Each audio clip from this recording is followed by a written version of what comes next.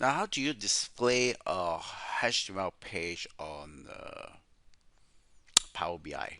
Well, first you need to uh, install this HTML content, right? So you need to add this in the App Store. So click on here, just get more visuals, and then here go to search box here, you type HTML, and click on this to add it into here. It should be here.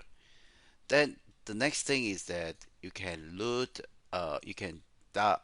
your list of website here and other details, and you add a column, add a new column. So it will be here, new column. So in the new column, what you do is that you will enter the uh, iframe. So eventually it will be like this here.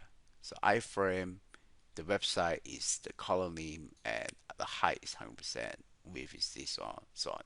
So then you come over here, you select the visual, and you drag the items into the various areas. So that is how you do. And next, you can also create a slicer so that you can change.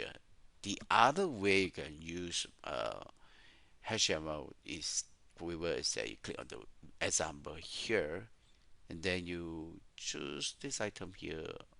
Yeah, just put in the iframe within the string text. Okay, and these are just a measure name, and that's it. So once you've done this, we can publish it. Uh, and then you're able to see this to the whole world, right? So it will be like this here.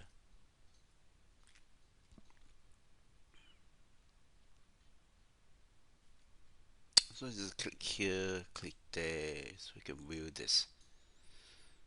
Okay, so thanks for watching, and this is just a recording to showcase in preparation of government project tendering.